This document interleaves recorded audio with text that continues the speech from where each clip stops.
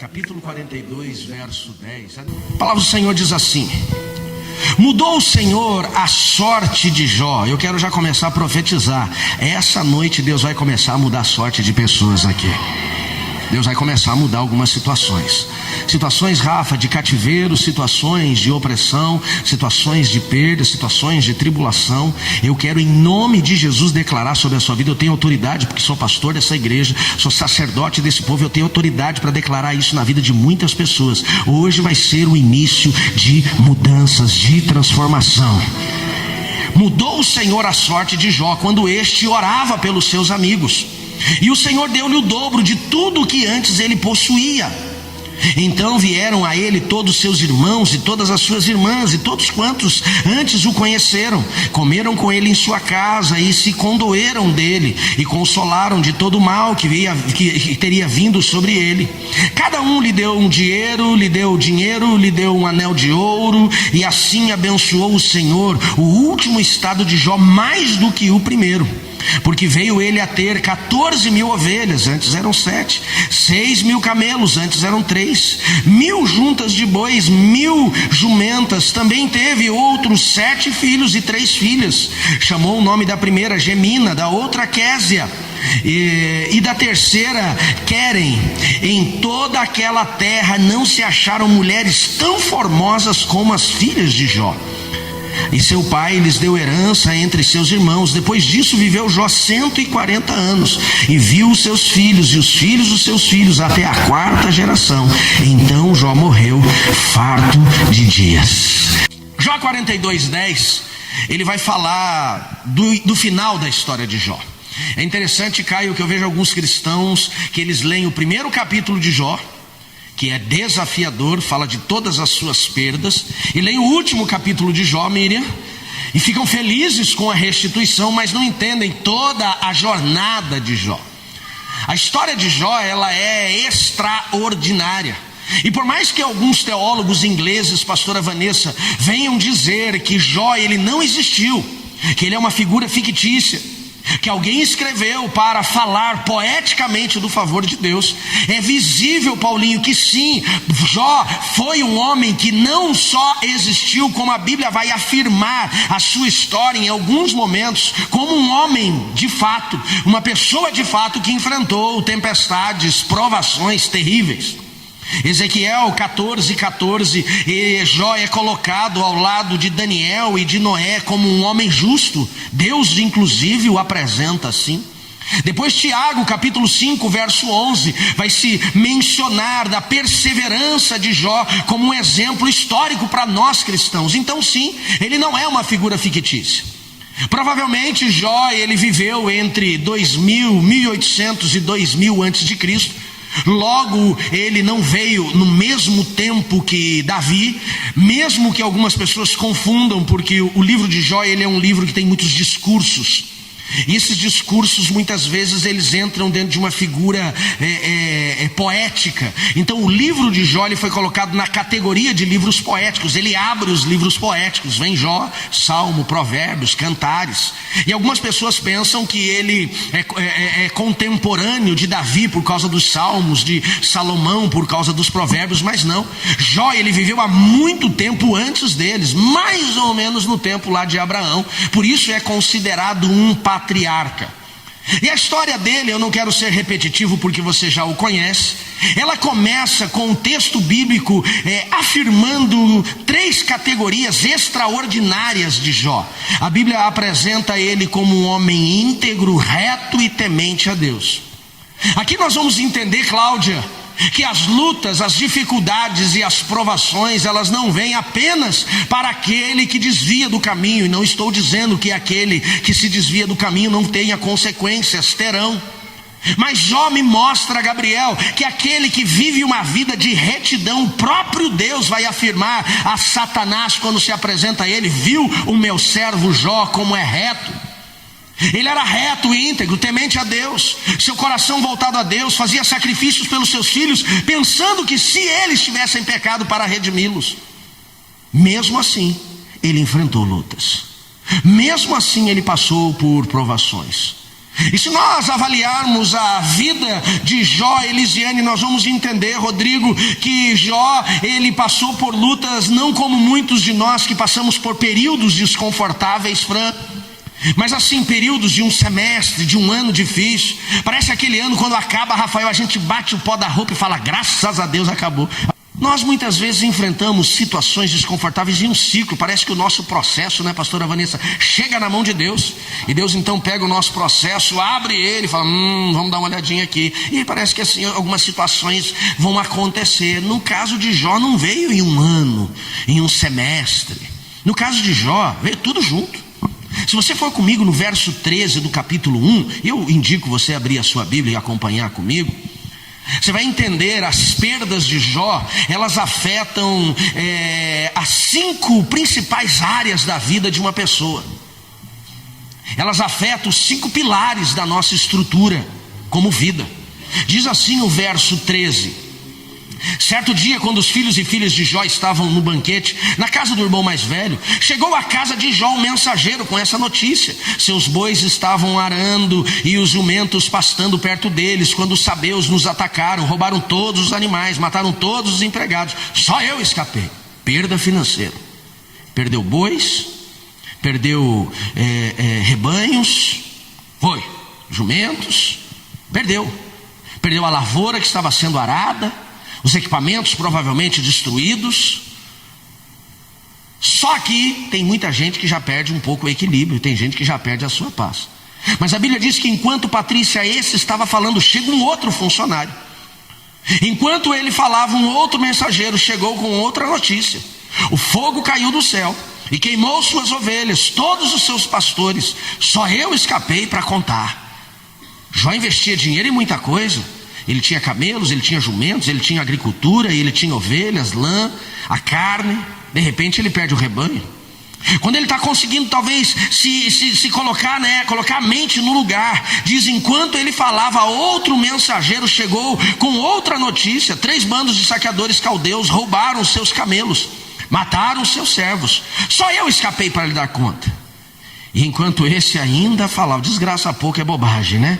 Ainda outro mensageiro chegou com esta notícia dizendo: seus filhos e filhas estavam em um banquete na casa do irmão mais velho. De repente veio do deserto um vendaval terrível, atingiu a casa de todos os lados, e a casa desabou, e todos os seus filhos morreram. Só eu escapei para trazer notícias. Ele não perdeu tudo, pastor, em uma semana, pastor Cláudio. Ele não perdeu tudo, Joca, nem em um dia. Ele perdeu tudo em 1 hora.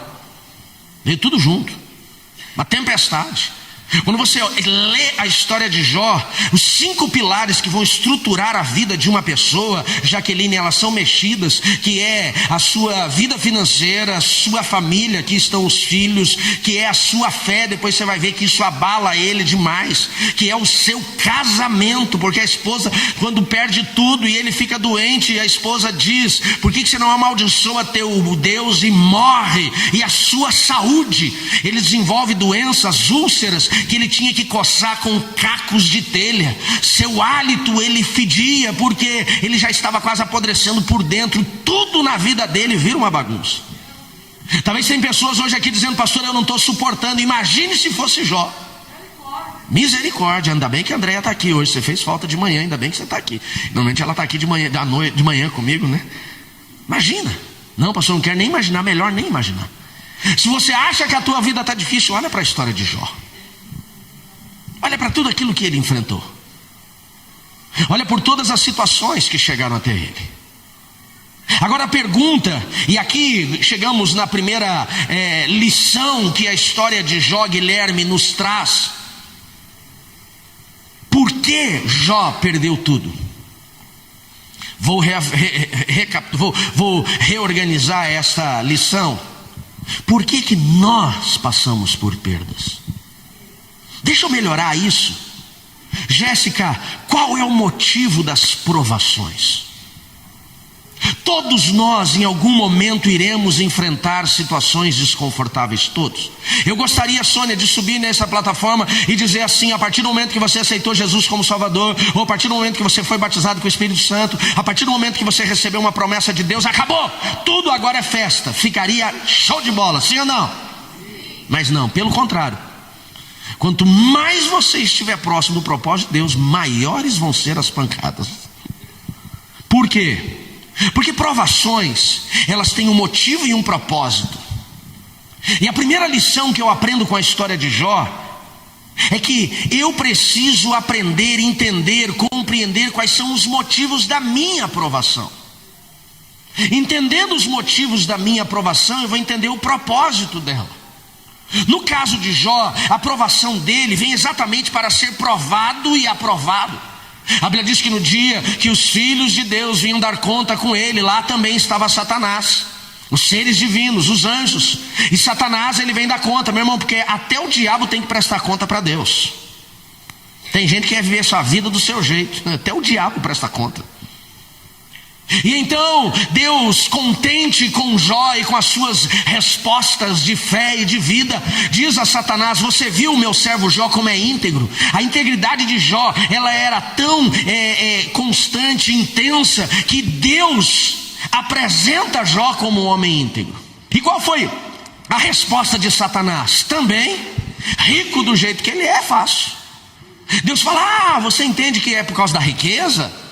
Por causa da sua condição confortável financeira? Então Deus permite, diz assim: então toca no que Jó tem, toca nele no que ele tem, e você vai saber que ele não é fiel a mim pelo que ele tem, mas por quem ele é. Porque aqui está o ponto. A fidelidade, Maurício, não está naquilo que nós recebemos ou que temos, mas naquilo que nós somos na presença de Deus. Você pode dizer amém? Esse é o ponto. Então Satanás, ele tem agora a permissão para tocar nos bens de Jó, tocar nos filhos de Jó. E Jó então, de uma hora para outra, ele perde tudo, inclusive depois a sua saúde. Qual foi o motivo da perda de Jó? Deus estava provando para que ele fosse aprovado.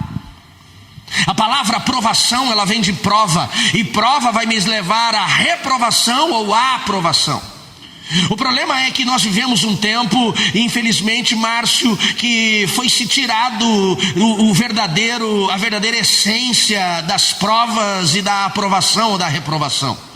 Hoje os nossos filhos, e eu fiquei sabendo hoje pela manhã, conversando com algumas pedagogas, na hora do culto inclusive, a diretora de escola que estava aqui, que hoje uma criança, segundo o que elas me passaram, só pode reprovar após o primeiro ano do ensino fundamental.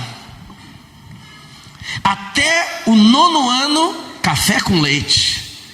Por que é só na geração deles? Na minha não foi assim. Na minha eu não passei por isso. Por exemplo, agora não pode bater. Por que eles não ensinaram meu pai que não podia bater? Podia ter falado pro meu pai: olha, é crime, vai preso. Meu pai descia o rei. Agora quando chega a minha vez, eu não posso. Já parou para pensar? Porque cada vez que eu apanhar, eu falava: mas eu vou ter filho, eu vou ter filho. Brincadeira. Quando se tira essa essência da reprovação, não se consegue entender o papel da aprovação. E eu vou dizer para vocês que não é confortável reprovar. É verdade ou não é? Mas se você não aprendeu, é necessário.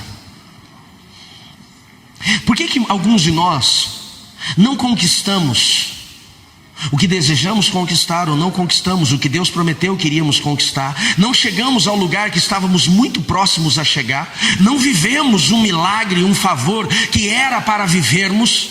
Porque talvez, quando estávamos passando pela prova, pela provação para chegar neste lugar, porque se este lugar é um nível a mais, se esse lugar é um degrau a mais, se esse lugar é uma série acima do que nós estamos, temos que passar pela prova, para assim sermos aprovados. Mas quando chegamos nesse momento de prova, o que aconteceu? Desistimos. O problema não está em reprovar, o problema está naquele que desistiu. O que eu entendo? Que reprovar pode estar, Elisa, dentro da nossa jornada. O que não é comum na nossa jornada é quando nós desistimos. Alguns aqui não reprovaram quando estavam na escola, mas desistiram da escola.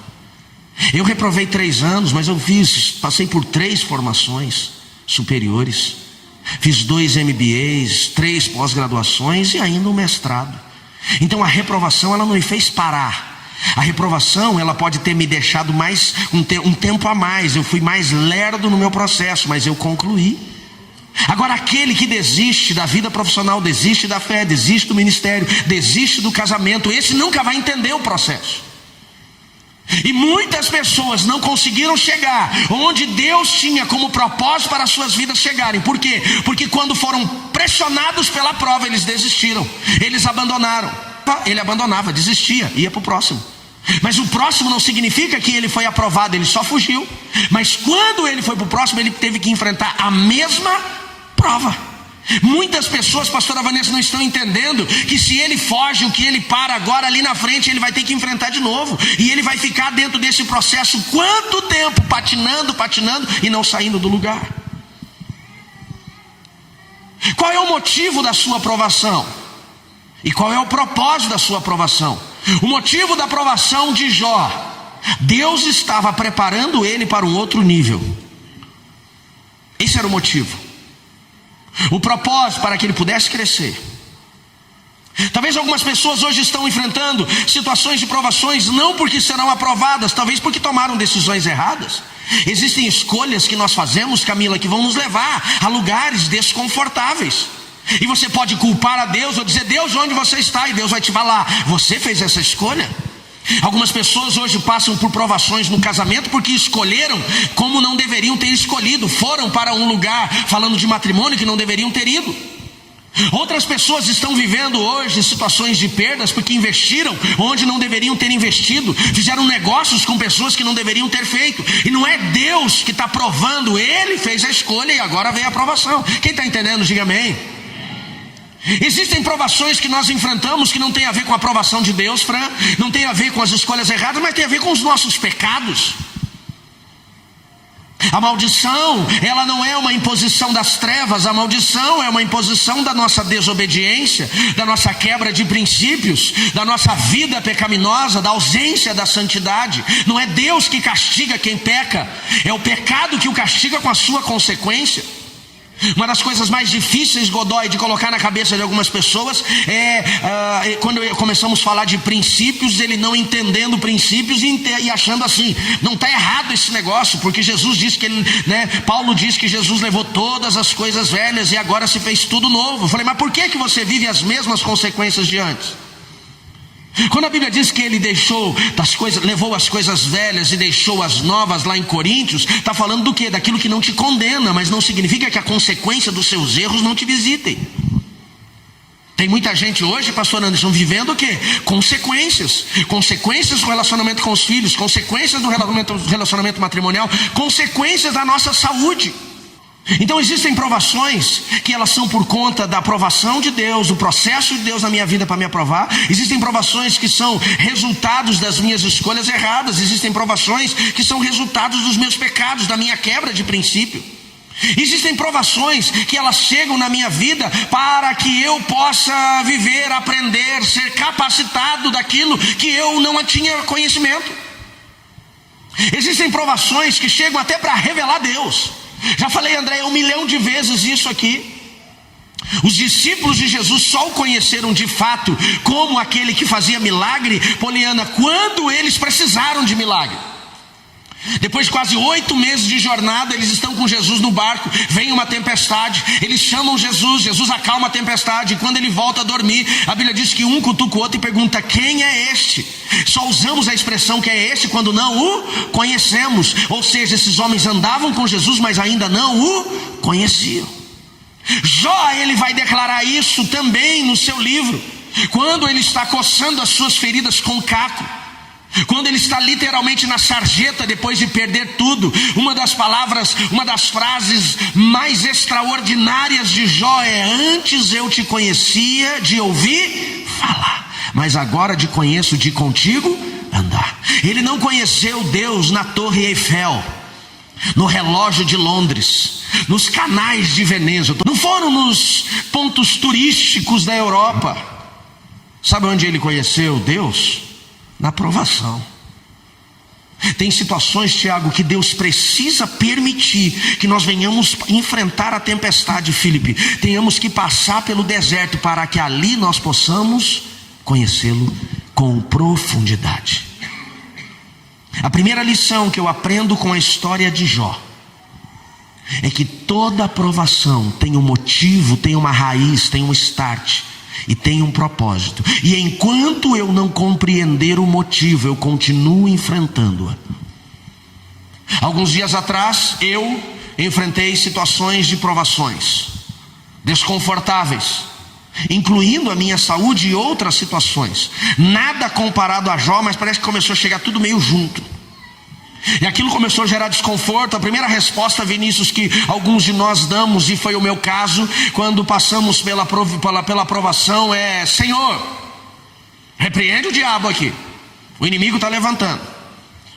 E eu repreendia a Elza e ele continuava levantando. Uma hora eu parei e falei: bom, se Deus tem toda a autoridade do céu e as provações não estão parando, então não é levante maligno, é Deus mesmo. Então eu fui para Deus e falei: eu preciso entender qual é o motivo e qual é o propósito.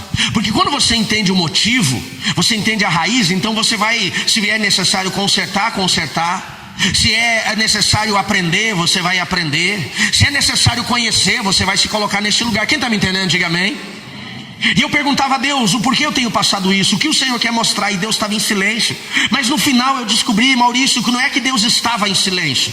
O que estava acontecendo é que Deus estava falando, mas eu estava desconectado para ouvi-lo naquele momento. Então um dia o Espírito Santo me chama para um período de jejum. Por que o jejum? Jejum, já falei, você não faz para comprar carro, trocar de casa, arrumar emprego. Você faz jejum para matar a tua carne, entender a vontade de Deus, entender a direção de Deus. Então eu começo um período de jejum. O primeiro dia de jejum eu não ouvi nada.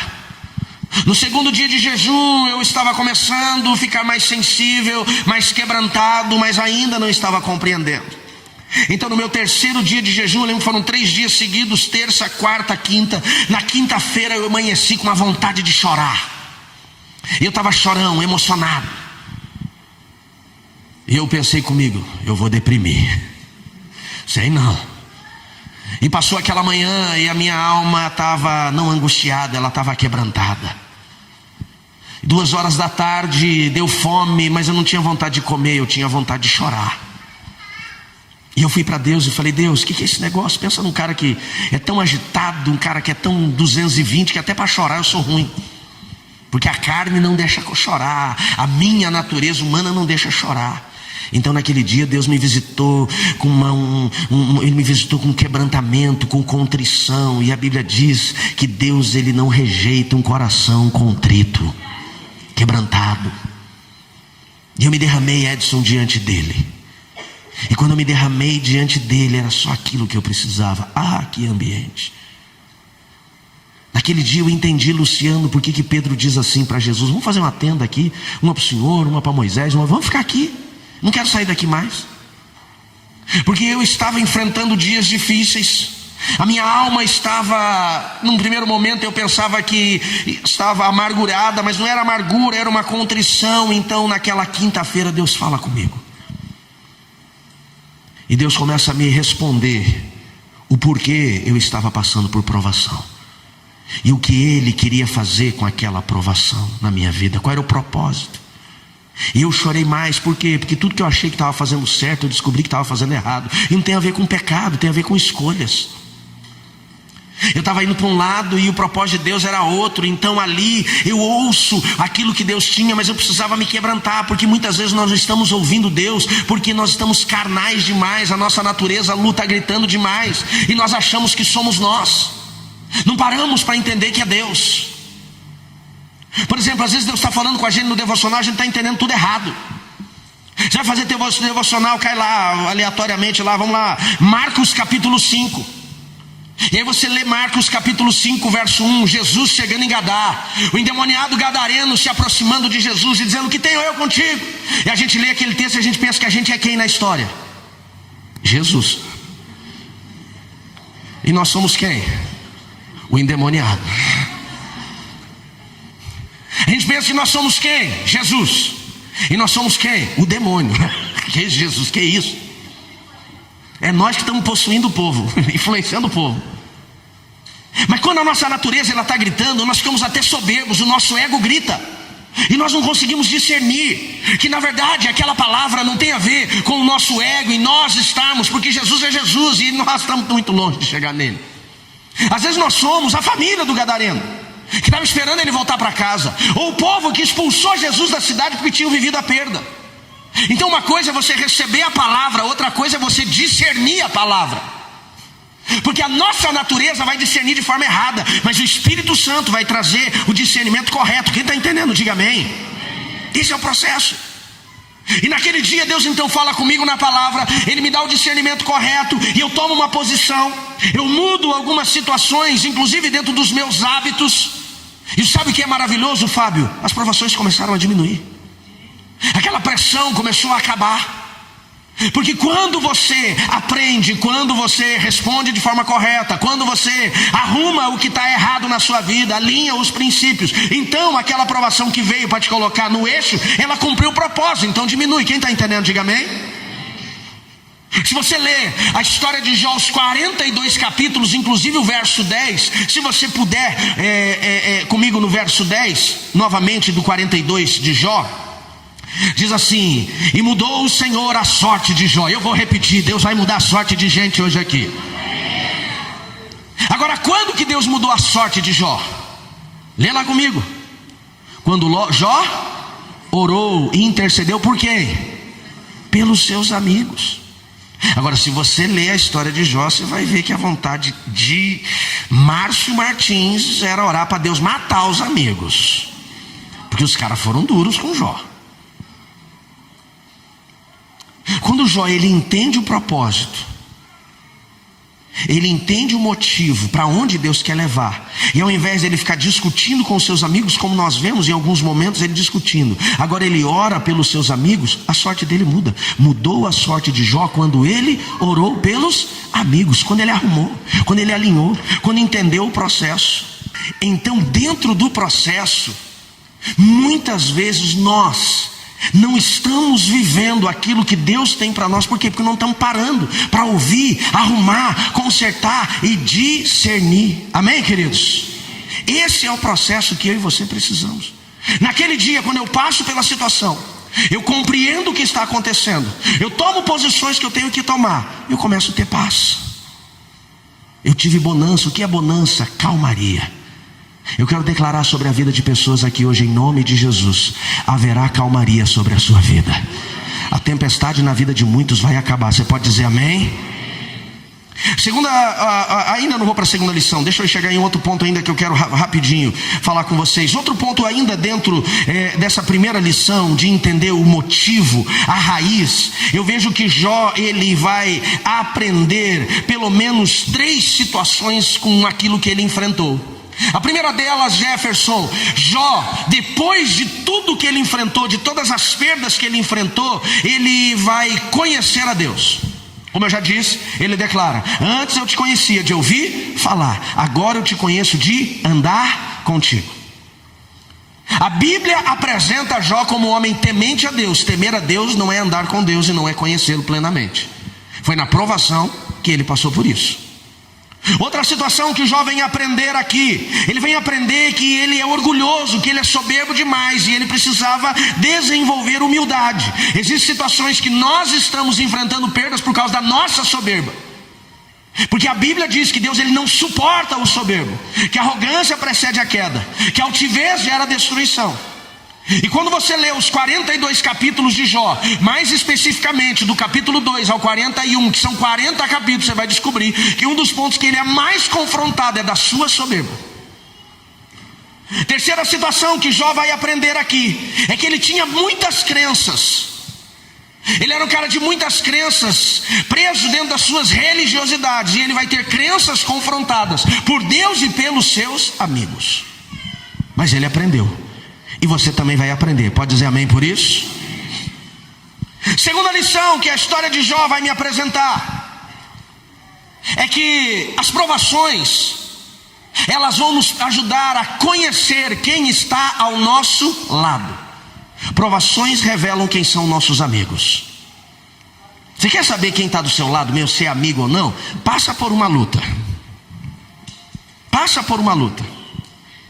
Você vai conhecer quem são os amigos, quem são os inimigos, quem são os que diziam ser amigos, quem tem capacidade para estar do seu lado, quem não tem. E mais do que isso, você vai ter que aprender que no auge da sua provação, você precisa ficar sozinho. No auge. Por quê? Porque enquanto você está ouvindo gente, você deixa de ouvir Deus. A Bíblia vai apresentar na história de Jó, nesses 40 capítulos, do capítulo 2 ao capítulo 41 até a metade do 42 ali, vai apresentar 4 amigos de Jó. O Elifaz,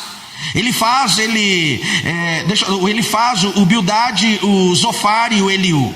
Quem é Elifaz? Elifaz, ele tem um perfil, ele é uma pessoa mais experiente, mais velha, mais diplomático. Então quando ele vê Jó passando por tudo aquilo, ele apela para as experiências da vida. É ele quem diz assim: Deus é justo e não castiga sem motivo, Jó. Pare e avalie, mais diplomático, tem alguma coisa que você está fazendo de errado. Depois nós encontramos o Bildade. Esse tem um perfil mais direto, um pouco mais duro. É ele quem diz: Deus não perverte a justiça. Se seus filhos morreram foi por causa de pecado. Se você não for puro, Deus não te restaurará, mas se for puro, haverá restauração. Ele é mais rígido, mais acusador. O terceiro amigo de Jó é o Zofar. Ele tem um perfil mais agressivo do que o anterior. Ele é mais impaciente. Ele olha para Jó e diz assim: você merece mais do que isso. Ele diz: você está escondendo os seus pecados, fala logo. E se você não se arrepender, não vai ter paz. Sem rodeios, ele ataca Jó diretamente. E o mais jovem dos 4, que fala por último, depois que todos falam, é o Eliú. E ele então faz críticas a Jó, porque ele se justifica demais. Faz críticas às suas crenças, faz críticas aos amigos que não convenceram Jó dos seus erros. E ele então tenta destacar que o sofrimento tem um papel de corrigir, de ensinar e não de punição.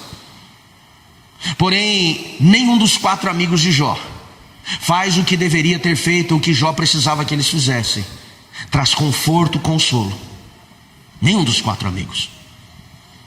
Outro ponto que as provações de Jó me revelam é que a sua família some. Começando pela sua esposa Fernanda. Quando Jó começa a enfrentar tudo que ele enfrenta, essa mulher amargurada, porque ela não só tem a perda financeira, mas essa mulher perde 10 filhos, Karen, 10. Ela não faz o enterro de 1 por semana, ela faz o enterro dos 10 de uma vez só. Você consegue imaginar? Não imagine, eu não quero nem passar por isso. 10 caixões, um ao lado do outro. Então essa mulher, no auge da sua amargura, ela olha para Jó, entendendo por tudo que ouviu dos seus amigos que a culpa provável fosse dele. Ela diz: amaldiçoa teu Deus e morre. Ela o deixa no primeiro momento. Lá no capítulo 42, que nós lemos no verso 11, a Bíblia diz que os irmãos, irmãs e parentes de Jó vieram ter com ele quando? Quando Deus restituiu tudo. Porque na provação não tinha ninguém. Ele estava sozinho. Não reclama não. Quando Jó passou pela prova, ele ficou sozinho. Porque quando você tem gente perto, talvez ouvir estas pessoas atrapalhe de você ouvir a voz do Senhor. Se nem Jesus, no auge das suas lutas lá do Calvário, teve gente perto, por que você quer estar perto de um monte de gente? Quando Jesus vai para o Getsemane, suas últimas horas antes de se entregar à cruz, ele chora ao nível de gotas de sangue fluírem dos seus poros como suor. Então ele se levanta, depois de pedir para o Senhor afastar dele o cálice, que não era a cruz, mas estar longe do Pai, porque agora ele está carregando todos os pecados da humanidade. E ainda no Getsemane, o que nós encontramos? Um dos 12 que caminhou, que comeu, que dormiu, que esteve ao lado dele por 3 anos, o beija no rosto e o entrega para os fariseus. Se Jesus foi traído pelo seu aluno, pelo seu amigo, por que você acha que vai ser diferente com você? Nossa, pastor, eu precisava de uma palavra de esperança hoje, né? Judas já começa assim. Quando vão prender Jesus, Pedro perde o controle, ele descontrola, Rafael. Ele saca da sua espada e corta a orelha de Malco. Desequilíbrio. Depois disso, ele nega Jesus 3 vezes. 2 já caíram, mas nós temos 10. Quando Jesus está sendo levantado no madeiro, quantos dos apóstolos de Jesus, Tiago, estavam aos pés da cruz? Fala para mim. 1 só. Só 1. Os 9 vazaram, sumiram. Não ficou 1. Se esconderam, falou, vai sobrar para nós. Olha, pinaram. Provavelmente foram para Galileia, foram se esconder. Só tinha um, quem? João, o mais novinho. Acho que ele não tinha noção do risco.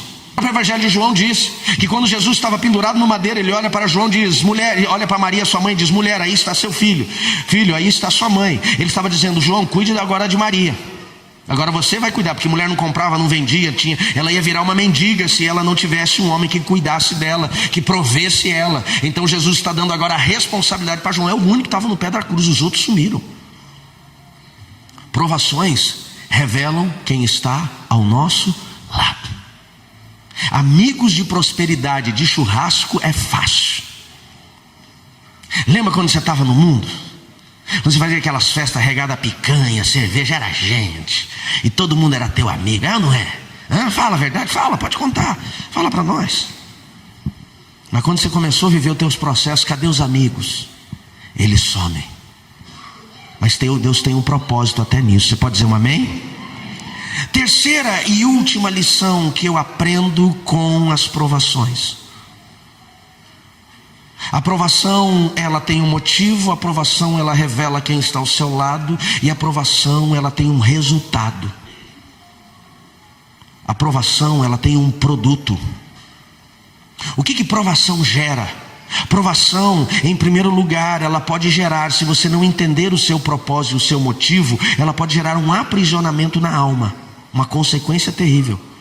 Quantas pessoas passaram por provações, não conseguiram aprender o que deveria ter aprendido, e pelo contrário, ficaram aprisionados nas suas traumas, nos seus abandonos, nas suas traições, e ficam ressentindo isso, olhando para os retrovisores da sua alma e aprisionados. Olha para mim, deixa eu te falar algo. Deus quer tirar pessoas que estão aprisionados àquilo que foi gerado de escravidão e dor. Deus não te criou para ficar na dor, Ele quer te trazer paz e cura. Diga amém. Provações, elas também vão revelar pessoas, coração de pessoas, amigos. E não chore pelas pessoas que já foram, amém, glória a Deus. Não murmure, não reclame, não amaldiçoe, mas deixa Deus trazer quem Ele tem que trazer de volta, e deixa Ele trazer novos, amém, queridos? A provação, ela também pode gerar medo, preocupação, é natural. No meio da provação, você passar por medo, você passar por preocupação, sua alma ficar desconfortável. Por quê? Porque é provação. Quando você ia fazer prova na escola, independente de você estar muito preparado ou não, dava uma sudorese, dava uma ansiedade, o fôlego ficava curto, porque é natural, a provação, ela gera isso. A primeira prova, quem não lembra? A provação, ela também vai gerar experiências com Deus. Foi na provação que Jó disse, antes eu conhecia de ouvir, agora eu conheço de andar. Foi na provação que os apóstolos de Jesus o conheceram de fato, dizendo, quem é esse? A provação, além de experiência, ela vai trazer ensino, capacitação. Hoje eu não consigo, ou hoje eu consigo, melhor dizendo, aconselhar casais que passam por crises, porque eu fui provado nas crises no meu casamento. Hoje eu posso ajudar homens que têm dificuldade com imoralidade, porque eu vivi o ápice da imoralidade em algum momento da minha vida, quando tinha 20 anos de idade. Hoje eu posso falar sobre como vencer a mentira, porque Deus, na sua infinita misericórdia, me ensinou a viver na verdade. Hoje eu posso falar de fracassos, de reprovar, de empresas que falem. Eu posso ser consultor de empresas, por quê? Porque eu quebrei 3 antes de dar certo em 2. Fala, meu Deus, pastor, você era um fracasso mesmo. Se deu certo para mim, vai dar certo para você. Vai dar. Se você me olhasse com 10 anos de idade, catando latinha na rua, você falava assim: tadinho. Se você me olhasse com 10 anos de idade, você falava assim: é um menino de rua.